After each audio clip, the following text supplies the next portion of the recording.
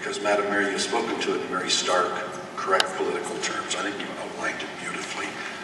So I'm going to take a different tact, and I'm going to be very abstract with my council colleagues now, so please indulge me, because I want to talk about a beer fridge. Because I hope this brings the point across that I want to bring in. And the beer fridge I'm talking about was a concept that won a professor a Nobel Prize. And you may know the movie that speaks to it. It was A Beautiful Mind. And the professor from the United States who won an award for economics from Nobel because he explained the theory of enlightened self-interest. We all have self-interest, but the smart ones in the crowd know what enlightened self-interest is. The analogy he used, and I won't hear today, related to the favors of a lovely woman. We won't talk about that. We're going to talk about a different example that social scientists have used, and it was a beer fridge. True story. What they did was they took a beer fridge and they put it on the dormitory of a university campus. And they took a bunch of folks just like us, said, you all sleep on this floor at the end of the hall. Here's your brand new beer fridge, and we, Molson's, Labatt's, big one, we're going to stock it with beer every day. And we've done a count. We've got more beer in there than 12 people could possibly drink in a week. But we're going to stock it with that much, and there's only one condition. It's a true story, by the way. That at the end of the night, when we come to restock the fridge, so long as one bottle is left, we'll fill it to capacity again, another 1,000 bottles. So, you already drank 200, we'll put the 200 back in. If you drank 900, we'll put the other 900 back in. If you drink 999 and there's one, we'll put 999 in. But of course, if there's none, the game is over. It lasted one night. The fridge was empty at the end of the night. True story. Because what people pursued was self-interest, not enlightenment. So they said, what the hell, it's here now. I'm going to go throw it under my bed now. At least I end up with 100 beers. At the end of the day, nobody got any more beer. That, dare I say, is exactly what's happening here. For the reason the mayor touched upon. This is the program we've been given. These are the rules of the game. I didn't say it at council, but I'm going to say it now.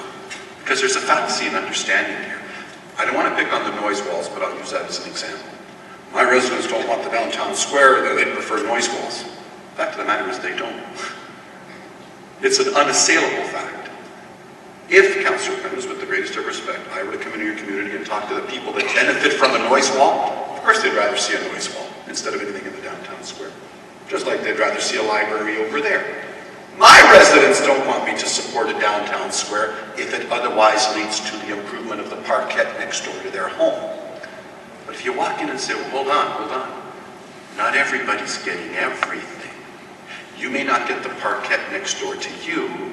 That person over there may instead get a sound wall. What are they going to say? Well, the rest of the city will say, well, to hell with that. Built the downtown square. At least I benefit from that. Dare I say in your own wards, if you were putting in a sound wall or a parquet, the residents that immediately benefit will say, this is a great idea. But take me into your wards. Take me into any ward and have me talk to the community that lives furthest away from your sound wall. Say, how you can get a sound wall down there, and those people, what do I get? We get the privilege of paying for it. Well, do I get my parking? No. What's plan B? Well, we can do the town square for everybody. We'll give you the town square. What, am I stupid? Do you not all see that? It's self-evident. The more fundamental point is the mayor's. These are the rules of the game. They're going to pick a project that makes... And Councillor Prentice, Councillor Sadie, you just said, they don't think that way. That's the point. They don't think that way. They're thinking in terms of their self-interest, not enlightened self-interest. If we're thinking along the line, well, Councillor Sadie, I think they hold us to a higher standard. If what we are practicing is enlightened self-interest in getting some of this pool of funds, what the mayor has said is absolutely true, I think, without question. Here's your list. What's the one big sexy one? What's the one that makes the most sense to us? Because, God forbid, I don't think they're just thinking of Mississauga. I think they're thinking of a whole country. And, a little bit of pathway lighting, I don't think turns their crank. I don't think they're terribly excited about something like that. So at the end of the day, unless you think we're all going to end up with some beer, we're going to end up with none of it. And at the end of the day, the decision will be what gives us the most bang for the buck that we think we've shared the wealth with an entire community. It is a project like a town civic square that might do, or a waterfront project. That makes sense to people. Or the chapel property. People say it's kind of our high park. But if you start divvying up into little pieces and say, give us all a six-pack, nobody gets any beer. I don't know how more self-evident I can make it than that. The mayor said it better than me. At the end of the day, Madam, I don't know what Plan B is. I think it's yours. Put them all on the list. Let's see what shakes down. I don't want our looking sound walls. I think Councillor Prentice has made the point all along. Sure, I'm willing to give them a try. But at the end of the day, you've got to look at it from the eyes of the federal government. Like it or not, these are their rules. Let's do something that's going to meet with success, because the last piece of the puzzle is this.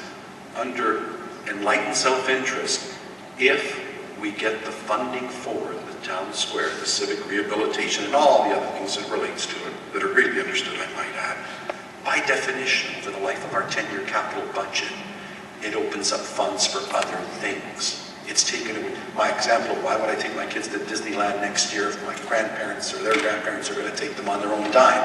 I'll save that money and I'll do something else with it. That's what will percolate down. Otherwise, nobody gets any beer, it seems to me.